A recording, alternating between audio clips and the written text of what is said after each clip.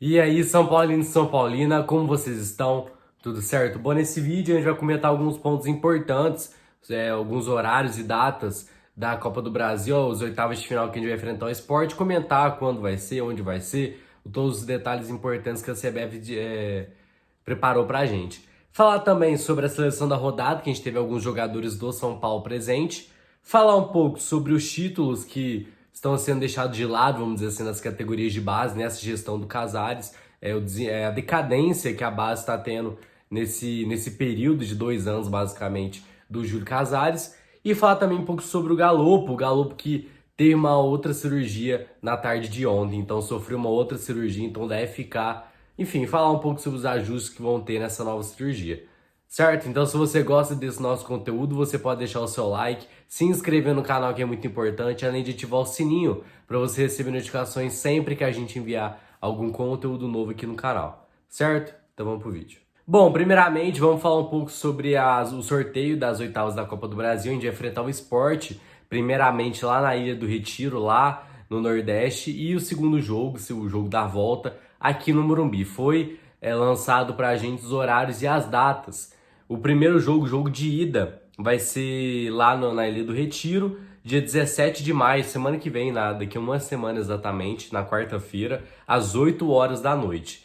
E o jogo da volta vai ser no dia 1º de junho, às 7h30 da noite, aqui no Morumbi. Então, esses são os dados importantes que a gente vai ter, uma competição que a gente nunca ganhou, enfim, um adversário teoricamente um pouco de boa, né? Dá pra gente passar, então vai ser uma disputa muito interessante pro São Paulo. E falando agora também sobre a seleção da rodada, da quarta rodada do Campeonato Brasileiro, a CBF lançou pra gente também, e foi classificado, né, foi escolhido, vamos dizer assim, o Beraldo e o Pablo Maia. O Beraldo que jogou muito bem contra o Internacional, pô, tirou tudo. Ele e o Arboleda fazem uma zaga impecável, não sofre gols, nunca sofreu gols nessa dupla de zaga, então é muito importante. E o Pablo Maia que jogou pra caramba, fez um baita de um golaço, foi eleito o melhor em campo, então nada mais justo do que dar esse prêmio pro Pablo Maia.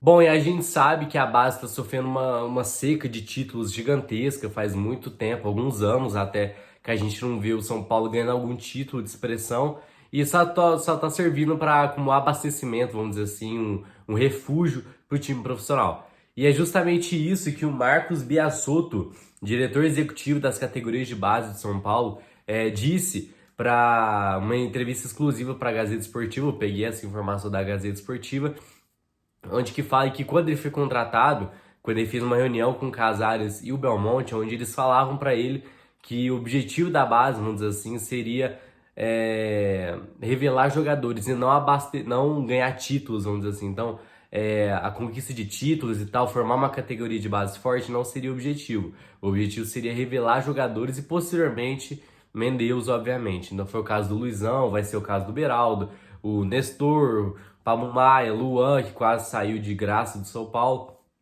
Então, tem muitos casos que aconteceu isso. Então, a gente está tendo essa seca de títulos que era esperado, mas justamente por isso que o diretor executivo comentou na Gazeta Esportiva, foi para abastecer o time profissional. Então, as categorias de base, os jogadores da categoria de base, sub-20, que está muito mal, está em decadência, sub-20, tem alguns jogadores importantes, mas está em decadência, vão servir só para abastecer o time profissional. Ano passado foi o exemplo disso, o Beraldo estava no sub-20, estava jogando sub-20, subiu profissional e esse ano tomou conta da posição. Foi o caso dos últimos anos do Nestor, do Pablo Maia, do Luan, do Wellington, na lateral esquerda. Então, cada vez mais que surge novas oportunidades no sub-20, vão subir e vão pro profissional, vamos dizer assim. Não vai querer abastecer o sub-20 para ganhar alguma coisa, nem nada disso. O que eu não acho completamente certo, porque você acaba trazendo muitos jovens muito cedo, vamos dizer assim, igual o Neverton, ele tá se destacando bastante, tá no sub-20, tem só 17 anos e já tá treinando no profissional, já treinou ontem com os profissionais. Então é um moleque muito cedo, joga muito, vai ter oportunidade, mas podia ficar no sub-20 para reforçar o sub-20, igual o Caio tá no sub-20, enfim, Thales Vander, então Rodriguinho, então a gente tem muita gente pra gente acabar retirando pro profissional que podia reforçar as categorias de base. Bom, e agora falando um pouco sobre o Galopo que vai ser reoperado, foi reoperado aqui em São Paulo. A gente sabe que ele sofreu uma lesão contra o Água Santa no primeiro tempo ainda, sofreu uma lesão no joelho, acabou fazendo a cirurgia lá em Buenos Aires algumas semanas atrás, estava em Buenos Aires, voltou alguns dias atrás para São Paulo para dar continuidade no seu processo cirúrgico e tudo mais, fisioterapia, e ontem teve que ser reoperado. Não tem detalhes ainda sobre o que aconteceu para ser reoperado e tal, mas a gente consegue imaginar o tanto que o departamento médico aqui do clube é terrível. Então, às vezes o processo ocorreu muito, sei lá, errado, devagar, não sei, e teve que ser reoperado. Alguma coisa aconteceu no joelho do Galopo, que vai ser um novo processo de cirurgia, ou seja, provavelmente mais tempo de lesão, vamos dizer assim. Eu peguei essa informação agora, de manhãzinha, eu tô gravando agora 1 e pouco da tarde, mas então vai ter algumas informações posteriormente, e amanhã a gente pode comentar um pouco mais sobre isso, mas por enquanto é isso. A cirurgia foi realizada no Hospital Israelita Albert Einstein, então vai ter esse novo processo, de novo cirurgia no Galopo que a gente vai ter. Provavelmente a gente não vai ter mais o Galopo esse ano jogando pelo São Paulo.